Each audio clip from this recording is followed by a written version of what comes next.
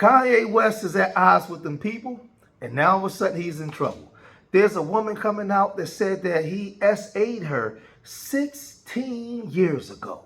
Man, she's pulling out all the stops. She's saying, she's doing this interview, and she's saying that Kanye West was vicious and foul, right? Now, we know that Kanye's been in a tug of war with, the people across the street, man. And whenever that...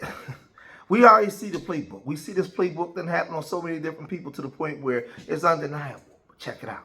So you got there, you were having a good time. You were wearing your lingerie on that day? Yes. Do you feel comfortable in that outfit? As a model, I am used to being in very little clothing. So in terms of comfort, before the incident, I was comfortable. So talk me through what happened when Kanye arrived on set. So we are literally in the middle of shooting a music video, and we're probably hours into it.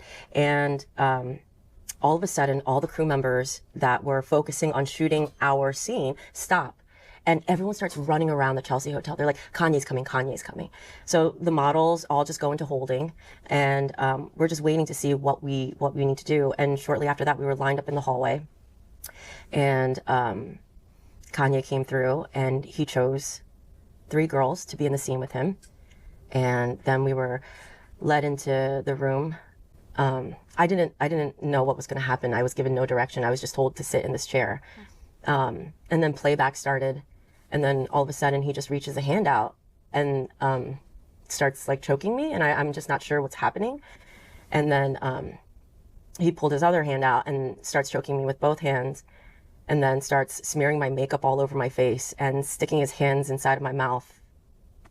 Now, to keep it 100, I don't believe this lady at all. Not one bit, not even a little bit at all, right? I believe that he's going through it with the people across the street. Y'all know what I mean. The people over there. He's being canceled. He's went against the grain. They let him in the whip. And when he got in the whip, he started telling everybody what's going on inside the car. So he kicked him out the whip, right? And then he started making music and calling them all kinds of names and calling them out, right? So now, here come the accusations being levied against him. Now, she don't have nobody here to corroborate her story, right? Who was there? Who saw it, right? Who saw it? Did you tell him to stop? Right? If he just grabbed you and started smearing your makeup and all this kind of stuff, and you was there with other people, people saw this, right? Where are the witnesses at? Who are the people that's going to come out? Now, if that's the case, man, people like this, y'all remember Accusation, put it in your mouth and all that, man, Luke. Right, all these guys from back in the day, all of them gonna have RICO and indictments. Every last one of them from back in the day, because all those girls gonna come out. The Me So Horny video, some of them women gonna come out and say, man, in 1989, man, Luke, you know how, listen, I mean, that's the way it's looking to me. That's the way, and I'm not saying that any of those people that I named did anything. I'm not saying that they did anything to anybody. What I'm saying is the way it's looking like, man, you will have a lot of women coming out saying, man, back in 1622, this person did this. Which I think, it simulated like oral sex. Mm. It started where he went up to my face and he was like smearing my makeup on my face and Okay, do you need a minute? Yeah, sorry. It's okay.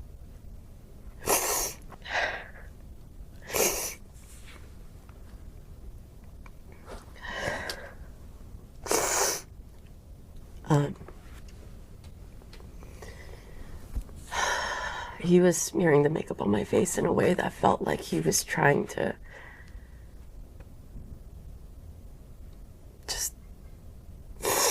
I don't know, smearing the makeup all over my face in a way that just felt wrong.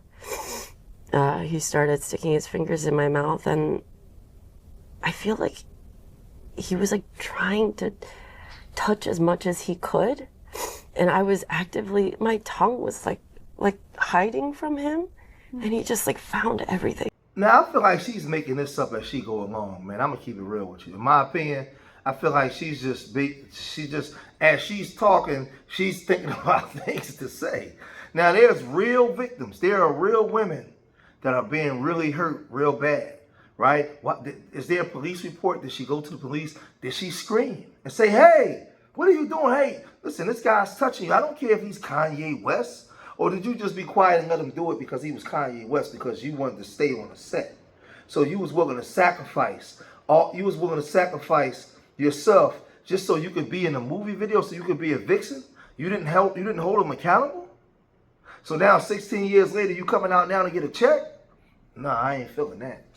I ain't feeling that.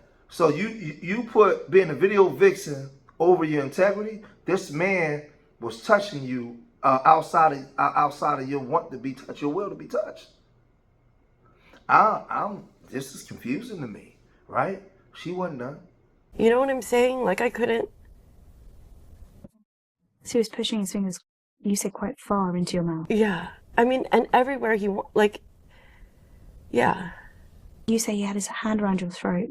Could you breathe properly? Do you remember any discomfort like that? I do. I remember feeling like so suffocated, like unsure, like scared. And were you aware of anything else that was happening on the set at the time? Was anybody speaking, trying to get involved? What can you remember? I remember everyone was so still and just like staring at me. That's all I remember. What's going through your head when that's happening?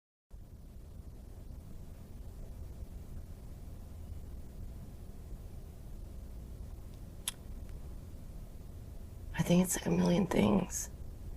I'm 24. This is like sort of my first foray into the industry. Mm. And in the moment, I'm like, well, I can't stop this. What do? I stop the whole production? What, little old me? They don't care about me. No one's stopping it. So just let it happen. What are you gonna do? You're gonna stop and he's gonna stop? Did you try and say anything? No, I just stared at him like, well, what are you doing? But why are you doing this? And we asked Kanye if he spoke to you at all before what you say took place happened, and we haven't got a response. But we do know in some of the legal filings what his lawyers have written. They say that set was a collaborative atmosphere, where they were pushing the boundaries, the artistic boundaries, and that you were a consenting member of that scene. Is that how you remember it? I worked with the director. Now, Kanye has since responded to these allegations, and he's saying that everything was consensual. She signed the release form. Everything that we did was consensual. It was part of the video, right? It was all part of that, right? And if she signed off for her to be presented that way to the world, then she was down with it, right? 16 years later, she's coming out now and saying that, hey, you know, she was assaulted. This is what she's saying. And man, listen, so now what she did was she's now brought somebody to actually be a witness to what happened. Because remember, she said that he was doing this in front of everybody, right? But then she said, well, look, why would I scream or say something to shut down this whole production, just little old me? Because because you're alleging that somebody was violating you, that's why. See, there's a lot of these women today, there's a lot of women that do get violated, that need justice, that need protection from a lot of wicked men out here, right? But then you got these women out that come out here and they lie. So somebody can come and violate you and you'll just be quiet because you don't want to shut the production down. But then 16 years, no. So you said nothing to know. You didn't go home and tell your daddy. You didn't tell your mom. You didn't go home and tell your best friend. Nobody. You just let this man just do this to you? Nah, man, nah. It's become an epidemic now where people just coming out to get a bag now to check. And it's actually doing a disservice to women out here that are really being harmed, that are afraid to say something. Right? Are afraid. So now it's getting mixed up. You got women out here that's playing games and they're getting mixed up with the women out here that are really being abused for real. And this is the part that's sad. Right? But she was saying that she had somebody that could be a witness to all of this. And we haven't got a response, but we do know in some of the legal filings what his lawyers have written. They say that set was a collaborative atmosphere, where they were pushing the boundaries, the artistic boundaries, and that you were a consenting member of that scene. Is that how you remember it? I worked with the directors before Kanye showed up on set. Anything that was asked of me was asked of me. And it was offered to me before I was forced to do it. So do I agree that it was a collaborative set? Absolutely.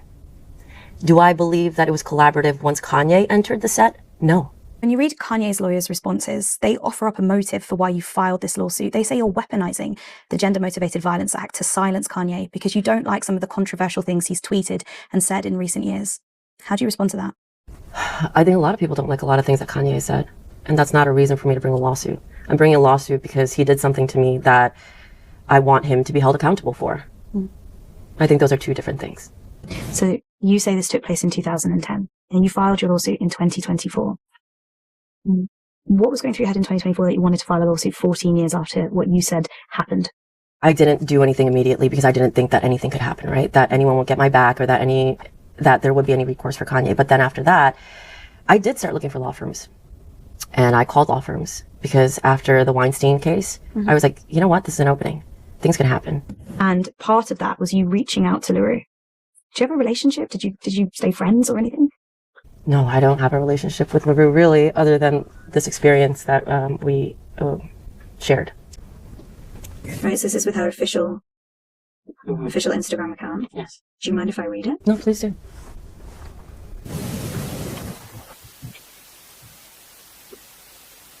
So you're asking if she remembers what happened, and you're telling her that you want to file a lawsuit.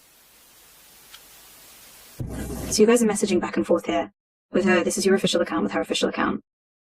And you're asking her basically to corroborate your claims. Yes. She says in one message, quote, "I saw it. I was in the room behind the monitor, begging the directors and everyone else to do something, but everyone was scared of him and did nothing, which is where my trauma comes from." You're saying I'm crying so hard. You apologize to her. You say, "I'm so sorry. I didn't even think about your experience through it." She says, I'm going to directly quote here, "He knew exactly what he was doing. He thought it was funny, and I can't deal with that. He whispered to me, quote, 'I bet you think I just put women back about 10 years. I responded, quote, 'You just put women back about 500 years. And then she says, he's a expletive piece of work. Now, I'm gonna be the first to go on record and say I don't believe this at all. I don't believe it, not even a little bit. I believe that some of these people are being sent because he's going, he's arguing, he's going back and forth with them people across the street, man. That's what that is. And they can use this because you have the thing where they got this believe all women stuff, and they're weaponizing that, and they're taking advantage of people because it's hard. Once you get accused of something like that, it's hard to get out from under that. You get accused of something like that, you automatically looked at as guilty until you can prove that you're not, right? So they know that they use that. They use that to get away with a lot of things. This woman was making stuff up as she talked. Like if you sit back and take the emotion out and just listen to her, she don't sound convincing at all. That fake ass cry. She kept repeating the same thing over and over again to the point where the interviewer didn't even understand what she was saying. Like, no, I don't know. I'm not feeling that. I'm not feeling that. And like I said, I want to correct something too, because there are women out here that do get assaulted that may be afraid to speak up or speak out. They might not have the courage, right? On real things that's happening to women, right? But there's a difference between this thing now that's become fashionable to go after a bag, right? And they come and they lie. Because let me tell you something, a lot of you women out here that go with that term, believe all men, you got sons out there. And your sons are out there, and he can be prey to women like this. So y'all better be careful on what you jump on board just because women are doing it. Because you know that women lie. There are women out here that are really being assaulted. But there are women out here that's lying. And they're part of all this social media, hip-hop, bad B culture, right? And they just doing anything for a bag. Your son be over there with a girl and it don't go right, and she might say he did any damn thing just to get back at it. This is the culture that we're dealing with today. So don't be just so fast to just jump on board with a woman when she says something. Think about your sons and your nephews, right? And like I said, this ain't to take away from the women that are really being harmed. I think these women are doing more damage to those women. That's what y'all need to really look at. So leave your comments in the comment section. Let me know what you guys think, man. If you made it this far in the video, hit that like button, subscribe to Street Media TV. Leave your comments in the comment section. Remember, I love you all. Till next time. Peace.